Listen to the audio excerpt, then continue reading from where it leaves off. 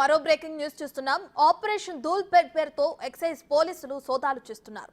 గంజాయి రహిత ధూల్పేట్ లో భాగంగా ఆగస్టు 31 వరకు మొదటి డెడ్ లైన్ పెట్టుకున్నారు ఎక్సైజ్ పోలీసులు. దీంతో వరుసగా తనిఖీలు కొనసాగిస్తున్నారు ఎక్సైజ్ పోలీసులు.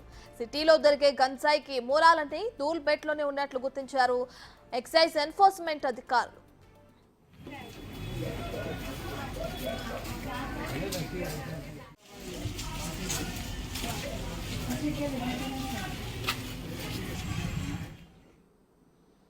దీనికి సంబంధించి పూర్తి డీటెయిల్స్ మా ప్రతినిధి సురేష్ లైవ్ లో అందిస్తారు. రైట్ సురేష్, ఆపరేషన్ ధూల్పేట్ పేరుతో ఎక్సైజ్ పోలీసులు ఇప్పటికే ధూల్పేట్ లో తనిఖీలు నిర్వహిస్తున్నారు. అయితే ఇప్పటికీ ఎంతవరకు గంజాయిని సీజ్ చేయడం జరిగింది, దీనికి సంబంధించిన పూర్తి డీటెయిల్స్ ఏంటి?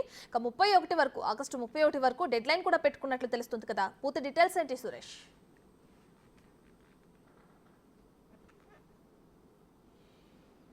ఆపరేషన్ ధూల్పేట్ ఈ పేరుతోనే ఎక్సైజ్ ఎన్ఫోర్స్మెంట్ అధికారులు గత 2-3 నెలల నుంచి కూడా ధూల్పేట్పై ప్రత్యేక ఆపరేషన్ చేస్తున్నారు. రోజు ఎక్కడో ఒక చోట తనిఖీలు చేస్తూ ఎవరైతే గంజాయి అమ్మకాలు జరుపుతున్నారో వారిని అరెస్ట్ చేస్తున్నారు. గంజాయి అమ్మకందారులే కాదు, గంజాయి కొనుగోలుదారులను కూడా కేసులు పెట్టి వారిపై కూడా కేసులు నమోదు చేస్తున్నారు. అయితే మొదట ఆగస్టు 31 వరకు ఒక డెడ్ లైన్ పెట్టుకొని ఆ డెడ్ లైన్ లోపు ధూల్పేట్ గంజాయి ఫ్రీ ధూల్పేట్గా తీర్చిదిద్దాలని చెప్పేసి కూడా అధికారులు ప్రయత్నించారు. కానీ ఆగస్టు 31 అయినప్పటికీ కూడా ఇంకా మూలాలు చాలా ఉన్నాయి, ఇది నిరంతరం కంటిన్యూ చేయాలని చెప్పేసి కూడా నిర్ణయం తీసుకొని ఇప్పుడు సెప్టెంబర్లో కూడా వరుసగా దాడులు చేస్తూనే ఉన్నారు.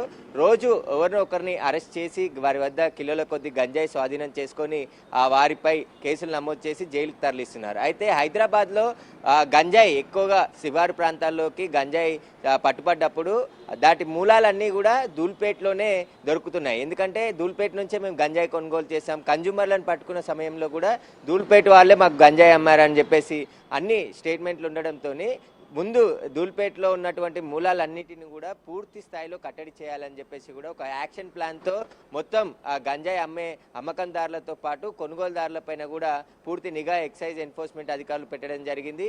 ఇప్పుడు ఈ మధ్యకాలంలో మొత్తం గంజాయి అమ్మకందారుల వెనుక ఉన్నటువంటి 16 మంది కింగ్ పిన్లను, ఎందుకంటే వీళ్ళంతా గంజాయి అమ్ముతారు, కొన్ని డబ్బులకి ఆశపడి కమిషన్ బేస్లో అమ్ముతుంటారు. కానీ వీని వెనకాల ఉన్న వారంతా కూడా బడా వ్యాపారులు.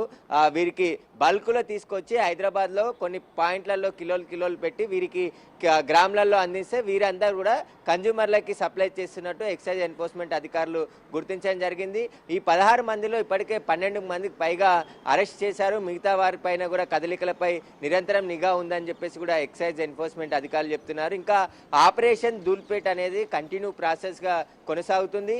ఈ ధూల్పేట్లో ఎక్కువగా మహిళలే గంజాయి అమ్ముతున్నట్టు కూడా ఎక్సైజ్ అధికారులు గుర్తించారు.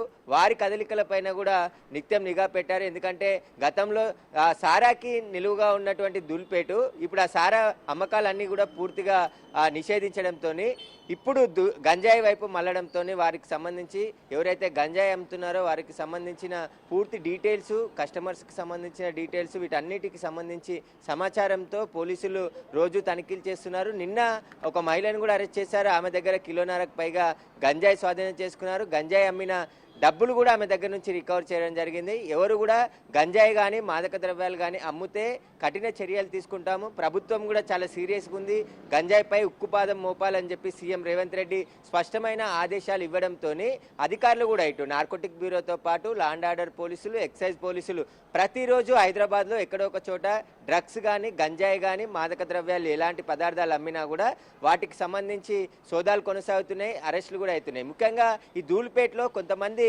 ఎక్కువగా, ఎందుకంటే కాలేజ్ విద్యార్థులకి చాలా మందికి పాన్ డబ్బాల ద్వారా కొన్ని పికప్ పాయింట్లను ఏర్పాటు చేసి అక్కడ గంజాయి అమ్ముతున్నట్టు గుర్తించారు. కాబట్టి నిత్యం స్పెషల్ టాస్క్ ఫోర్స్ టీంతో పాటు ఎక్సైజ్ ఎన్ఫోర్స్మెంట్లో ఉన్నటువంటి స్పెషల్ టీము గంజాయి సంబంధించి మూలాలపైన ధూల్పేట్లో ప్రతిరోజు తనిఖీలు చేస్తూ చాలా మందిని అరెస్ట్ చేస్తున్నారు. ఇప్పటికీ 1000 కిలోల గంజాయిని స్వాధీనం చేసుకోవడం జరిగింది.